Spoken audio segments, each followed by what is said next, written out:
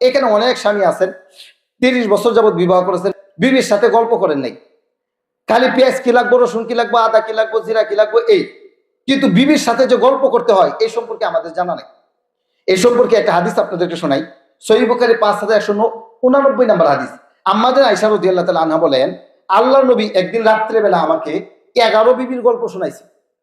সন্তানগুলো যখন ঘুমিয়ে যাবে রাত 8টা 9টার সময় বিবির সাথে আপনি গল্প করবেন, যে বিবি এই এই গল্প, যেটা কোরআন হাদিস সম্মত। এখন কি গল্প করবেন? একটা সিনেমা দেখছেন আপনাদের বাজারে, অথবা মোবাইলের মধ্যে একটা সিনেমা দেখছেন, বিবি হুজুরে বলে গেছে গল্প করতে হয় তোমার সাথে, তা একটা সিনেমা দেখছি, সিনেমার গল্পটা তোমার সাথে করি। এমন গল্প করা যাবে? এমন গল্প করা যাবে না। কেমন গল্প করা যাবে এই সম্পর্কে একটা হাদিস শুনেন। সহিহ ইবনে হিব্বানের 7111 7111 নম্বর হাদিস। আম্মাজান আয়েশা রাদিয়াল্লাহু তাআলা আনহা তিনি বলেন, লাম্মা রাআইতু মিনান নাবী সাল্লাল্লাহু আলাইহি ওয়াসাল্লাম তিবা নাফসি, আমি একদিন আল্লাহর নবীকে দেখলাম তার মেজাজটা খুব ফুরফুরে, মনটা খুব ভালো।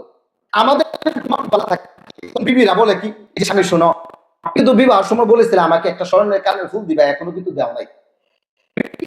এই যে ঈদ আসতেছে, আমাকে কিন্তু একটা টাঙ্গাইলের শাড়ি, মন তখন ভালো। তখন বিবিরা স্বামীর কাছে এরকম আবদার করে কি করে না, করে। আম্মাদের আয়েশা বলেন যে আমি আল্লাহ নবীকে দেখলাম যে তার মেজাজটা খুব ফুরফুরে। তখন আমি বললাম, ইয়া রাসূলুল্লাহ উদুল্লাহ লি, আপনি আল্লাহর কাছে আমার জন্য দোয়া করুন। আল্লাহ নবী সাল্লাল্লাহু আলাইহি ওয়াসাল্লাম তখন আম্মাদের আয়েশা রাদিয়াল্লাহু তাআলা আনহা সম্পর্কে দোয়া করতেছেন।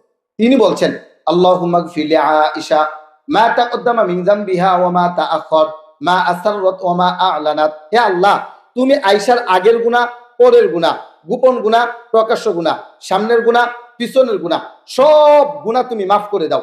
ফাদহিকাত আয়েশাতু, আল্লাহর নবীর এই দোয়া শুনিয়া আয়েশা রাদিয়াল্লাহু তাআলা আনহা হাসা দিছে। কেমন হাসছে? হাত্তা সাকাত রাসুহা ফি হিজরিহা মিনাদ দাহিকি, হাসতে হাসতে আল্লাহর নবীর কুলে গিয়ে আমাদের আয়েশা পড়ছে। আয়াসুরুকি দুআই, আল্লাহ নবী বলছেন, আয়েশা আমার দোয়া কি তোমাকে আনন্দ দেয়? মা লিলা ইয়াসুরুনি দুআউকা, আল্লাহ নবী আপনার দোয়া আবার কাকে আনন্দ দিবে না?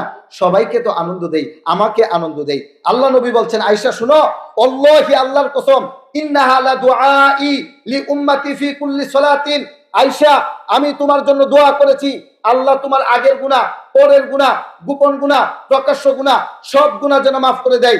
আয়েশা তুমি শুনে রেখো, আল্লাহি, আল্লাহর কসম, আমি আমার গুনাহগার উম্মতের জন্য প্রত্যেক নামাজে এই কথা বলি, আল্লাহ তুমি আমার গুনাহগার উম্মতের গোপন গুনাহ, প্রকাশ্য গুনাহ, ছোট গুনাহ, বড় গুনাহ, সব গুনাহ তুমি মাফ করে দাও। সুবহানাল্লাহ বলে।